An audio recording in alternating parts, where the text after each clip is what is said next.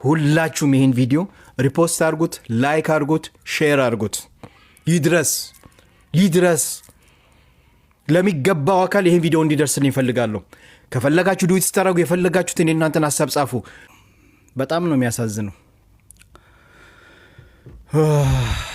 በሰሞኑን እንግዲህ አይታችኋል እኛ ሀገር እንግዲህ ምን እየሆነ ያለው አሁን እነዚህ ህፃናትን ሐራም አይደለም ወይ አረብ ሀገር መላክ ፓስፖርት አውጥቶ ወረቀት አውጥቶ ለነዚህ ወላጆች እኔ መልእክት አለኝ ሐቂቃ ወነት والله يا ناس حرام عليكم እነዚህ ህፃናት ልጆች የነዚህ ወላጆች እናት አባት እንዴት ነው እነዚህን ህፃናት ጨክናችሁ ፓስፖርት አውጥታችሁ ሜዲካል ምርመራ አልፈው እነዚህ ልጆች ወደ አረብ ሀገር የሚሄዱት? አረብ ሀገር ሄደው እነዚህ እህቶቻችን እነዚህ ህፃናት በየትኛው አቅም ነው ያን ሁሉ ፎቅ የምታጸዳው ሽንት ቤት የምትጠርገው ምግብ የምትሰራው? እቺ ህፃን በየትኛው አቅሟ ነው?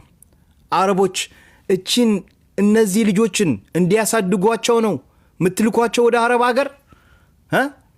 ሊያሳድጉላቸው ነው? ከልጆቻችሁ ጋር እንዲያሳድጓቸው ነው ምትልኳቸው? ወይ የነሱ ሰራተኛው ነው ገና በዚህ እድሜያቸው?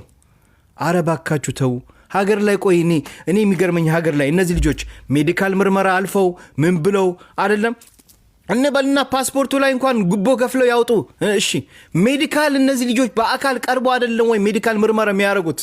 እነዛ ሜዲካል ምርመራ ሲያደርጉ እነዛ ዶክተሮች እነዛ ሜዲካል ምርመራ የሚያደርጉላቸው ሰዎች አይጠይቋቸውም? ለምንድን ነው ሜዲካል ምርመራ ያስፈልገው? የሰው ሀገር ለመሄድ ነው ብሎ አይጠይቋቸውም? ያን ሁሉ አልፈው እንዴት ነው እነዚህ ህፃን ፓስፖርት አውጥቶ አረብ ሀገር የሚመጡት? እንዴት ነው እነዚህ ህፃናት አረብ ቤት ገብተው ስራ መስራት የሚችሉት? አረባካችሁ ግፍ ነው፣ ተው፣ ግፍ ነው። ከቀናት በፊት የተፈጠረውን ነገር ታውቃላችሁ?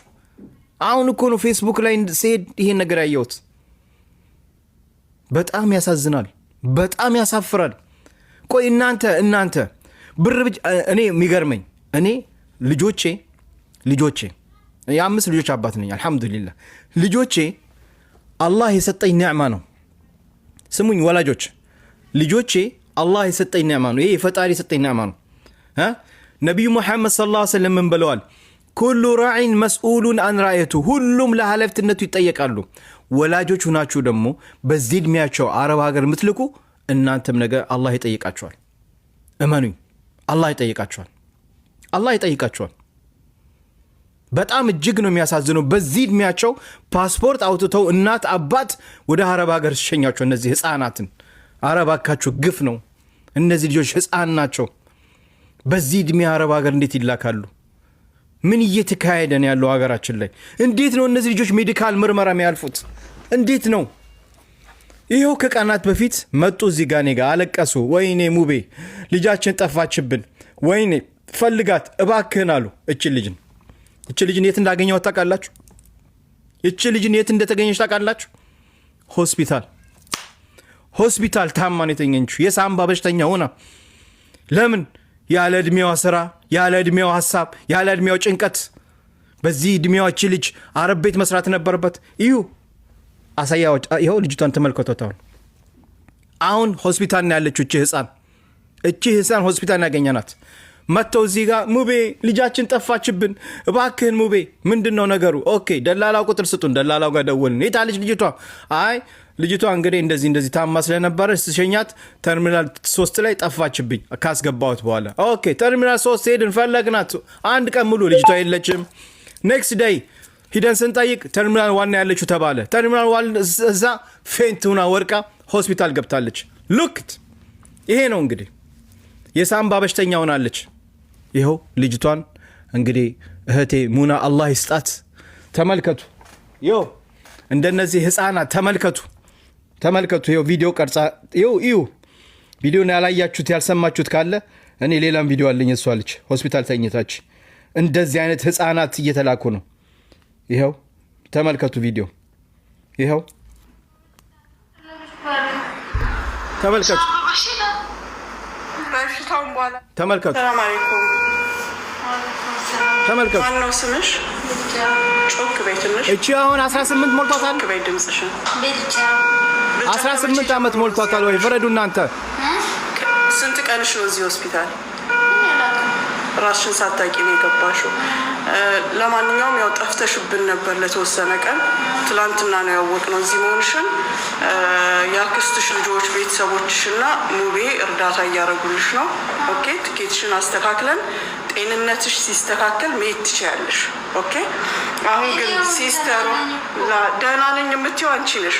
አንቺ የሳምባ ችግር አለሽ። ስለዚህ ሳምባ ችግር አለብሽ ስላት ሲምበቤው ትላታለች። በስልጥኛ ሲምበቤ ማለት ጉንፋን ማለት ነው። ጉንፋን ይዞኛል ትላታለች። ሳምባ እንኳን ምን እንደሆነ አታውቅም እንጂ ህፃን ልጅ። ሳምባ በሽተኛ ነሽ፣ ሆስፒታል ምግብ ቢ ስትባል አልበላም እንጀራ ካልመጣልኝ አለች። እንደገና የ3 ሰዓት መንገድ የ1 ሰዓት መንገድ ተጉዛ እንጀራ ወሰደችላት ለዚች ልጅ ከምትሞት ብላ። ሙኒት እህታችን ስምቦቤ ትላለች። ስምቦቤ ማለት ጉንፋን ነው ያዘኝ ትላለች። ሳምባ ምን እንደሆነ አታውቅም። ሳምባ ምን እንደሆነ አታውቅም።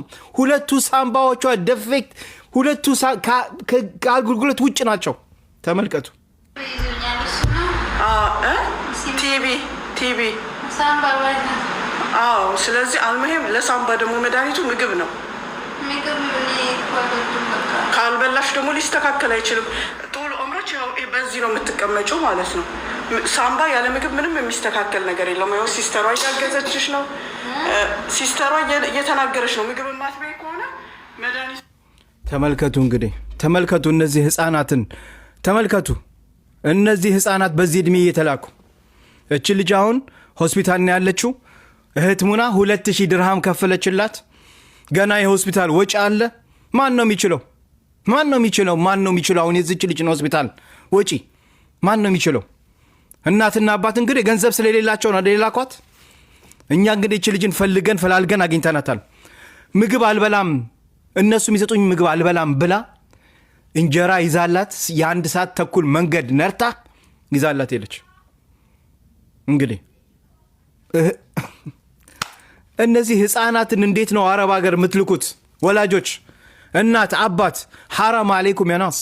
በዚህ እድሜያቸው አረብ ሀገር የምትልኩ አረግፍ ነው። ተው እንዴ! ነገ እኮ አላህ እኮ ይጠይቃችኋል። በእነዚህ ህፃናትን እንደዚህ በዚህ እድሜያቸው አረብ ሀገር የምትልኩ ነገ ትጠየቃላችሁ። ይኸው እንደነዚህ ፓስፖርት አውጥ። እነዚህ ልጆች አሁን እስኪ እናንተ ፍረዱ። እዚህ ኦልሞስት 500 ሰዎች አላችሁ። 500ችሁ እንደው ፍረዱ። 500ችሁም እንግዲህ ጭንቅላት ሰጥቷቸዋል፣ አይን ሰጥቷቸዋል። ፍረዱ እስኪ። እነዚህ ልጆች አረብ ሀገር ሂዶ መስራት ይችላሉ። አረብ ቤት እንግዲህ እዚህ ከ500 ቢያንስ 400 አረብ ቤት ያለ ሰራተኛ ነው እኔ የሚከተለኝ 400 እንበል። እዚህ ያላችሁ እህቶቼ እነዚህ ልጆች አረብ ሀገር ሂዶ እናንተ አሁን የምትሰሩትን ስራ አረብ ቤት ይችሉታል? እህቶቼ ፍረዱ። እነዚህ አሁን እናንተ በአሁን ሰዓት ላይ አረብ ቤት የሚያሰሯችሁን ፎቅ፣ ሽንት ቤት፣ መኪና አጠባ እነዚህ ልጆች ይችሉታል? በዚህ ዕድሜ ይችሉታል? የምትሰሩትን ስራ እናንተ ታውቃላችሁ። በቀን የገባችሁ ሙቤኛ እንደዚህ ስራ አለን እንደዚህ ያለን ከጠዋት ተነስታችሁ እስከ ማታ እስከ ኢሻ እስከ መግሪብ የምትሰሩትን ስራ ታውቃ። እነዚህ ልጆች ይሄን ስራ ይችሉታል? በመጨረሻም በስቸኛ ሆኖ ልክ እንደዛች ልጅ ሆስፒታል ላይ ይወርቃሉ አይደል? ምንድን ነው ታዲያ? ይሄ መብቴ ነው? ሀገራችን ላይ ህግ የለም? እነዚህ ልጆች እንዴት ነው ሜዲካል አልፈው ምርመራ አልፈው እኔ ሁሉን ውጤት አልፎ እነዚህ ልጆች እንዴት ነው ፓስፖርት የሚያወጡት? እንዴት ነው እንደነዚህ አይነት አጀንሲዎችስ እንዴት ነው እንዲልኩ የሚፈቀድላቸው? ለምንድን ነው ይሄ ነገር ኮንትሮል የማይደረገው? እንዴት ነው ሜዲካልስ እነዚህ ልጆች ምርመራ የሚያልፉትና ወደ አረብ ሀገር የሚመጡት? ግፍ እኮ ነው እንዴ! እኛም እኮ ልጆች አለን፣ የሴት ልጆች አባት ነን። እንዴት ነው ልጆቼ የኔ ልጅ እኮ የሷ እኩያ ነው፣ የነዚህ እኩያ ናት እኮ የኔ ሴት ልጅ የነሱ እኩያ ናት። አምጥቼ ላሳያችሁ። እነዚህ ልጆች ገና ይወላችሁ ጦት መያዣ እንኳን የላቸውም። ህፃናት ናቸው። ተመልከቱ ሌላ ፎቶ ላይ እች ልጅ አሁን ህፃን አይደለችም እች ልጅ። እስኪ እዚህ ጋር ያዋት ጦት መያዣ አላት። በመጨረሻም ታማ ይኸው ሆስፒታል ላይ ምን ጥቅም አለው? አሁን ምን ጥቅም አለው? እች ልጅን ማን ነው የሚያሳክማት? ባለፈው እህቴ ሙኒት አላህ ይስጣት 2000 ድርሃም ከፈለች ሆስፒታል። አሁን ለሷ ገና ሂላል አህመር መጠየቅ አለበት፣ እርዳታ ድርጅት መጠየቅ አለበት፣ ለሷ የሆነ ነገር ማድረግ አለበት። መቼም ሆስፒታል ገብታ አንተዋትም መቼም አይደል? አንዴ ገብታለች አግኝተናታል አይደል እንዴ? ጥሩነቱ ጥሩ ሀገር ኢማራት ነው ያለችው። እንደዚህ ሂላል አህመር እንደዚህ የእርዳታ ድርጅት አሉ፣ እነሱ መጠየቅ አለብን፣ እነሱ እንዲያግዙን መጠየቅ አለብን። መቼም እዚህ ሁሌ እየመጣን እርዳታ አምጡ እንናሳክም ነው እያለ እናንተን አናስቸግራችሁ አይደል እንዴ? አይደል? የእናንተ ያለባችሁ ችግር ይበቃል። ተመልከቱ እነዚህ ልጆች በአላህ ተመልከቱ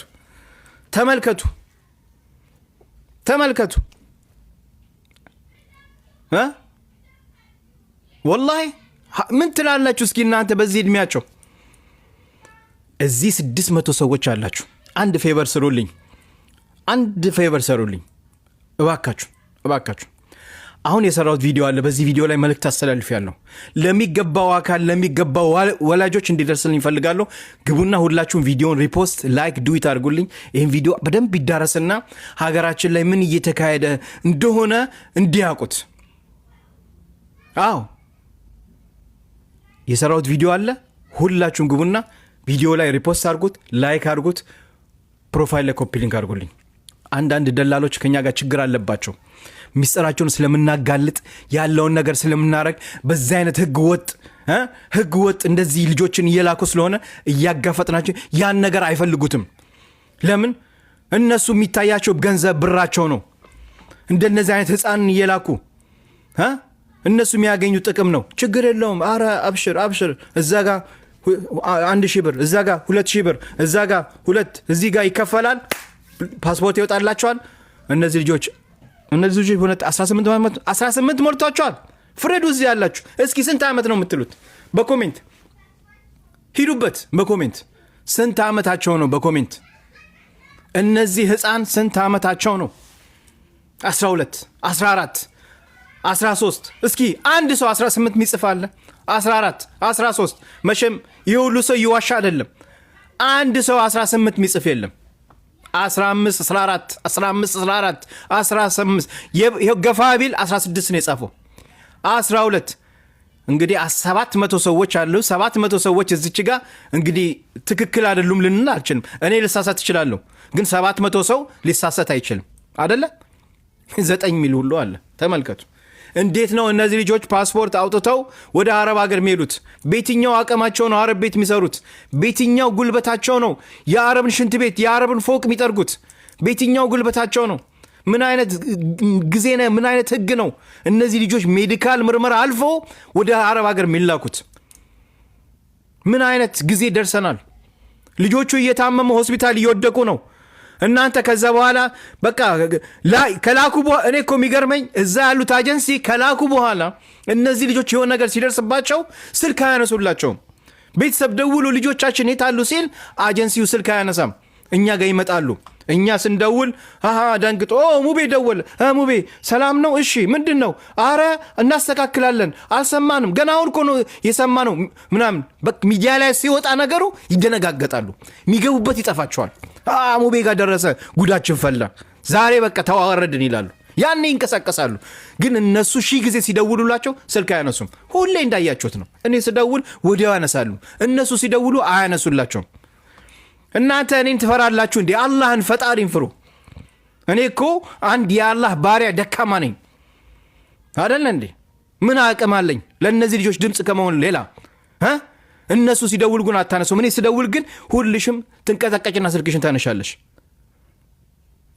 ግፍ ነው እኮ ግፍ ነው። ስማቸው ሚዲያ ላይ እንዳይጠፋ ይፈራሉ። አላህን ግን አይፈሩም፣ ፈጣሪን አይፈሩም። በዚህ እድሜ እየላካችሁ እነዚህ ልጆች በኋላ አደጋ ሲሆን ከገቡ በኋላ በቃ ሴትዮዋ እንደፈለገች መተሻል አፈር ብደባ ታሰራታለች እንዴ? ከፍያለሁ ሴትዮዋን ያ ማዳም ሃዲ ቢንት እንደዚህ ባክሽ ምናምን ስለ والله እኔ ከፍያለሁ $2000 ብሬን ከፍያለሁ خلاص አሰራታለሁ። እኔ ገና እሷን እንደያ ሰራተኛ እንደገና ሲመጣልኝ ትላለች። ልጅቷ ትታመማለች፣ ያለ አቅሟ ትሸከማለች፣ ያለ አቅሟ ደረጃ ትጠርጋለች፣ ያለ አቅሟ ሽንት ቤት በበረኪና ምናምን መድኃኒት ምናምን ታሸታለች። ከዛ በመጨረሻ ልጅቷ በሽተኛ ትሆንና ሆስፒታል ትገባለች። هذا خلاص آخر شيء በቃ አያውቁም። እቺ ልጅ አሁን አታውቅም። እቺ ልጅ እህቴ ሙኒት ሳምባ በሽተኛ ነች ስትላት በስልጥኛ ጉንፋን ያዘኝ ጉንፋን ትላታለች። ጉንፋን እንኳንና ሳምባ ማትለይ ልጅ ናት። አልተማረችማ። በቃ خلاص هذا حرام يا ناس ظلم ነው። ይሄ ግፍ ነው፣ والله ግፍ ነው።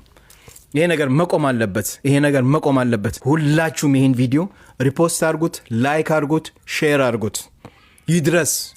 ይድረስ ለሚገባው አካል ይሄን ቪዲዮ እንዲደርስልኝ እፈልጋለሁ።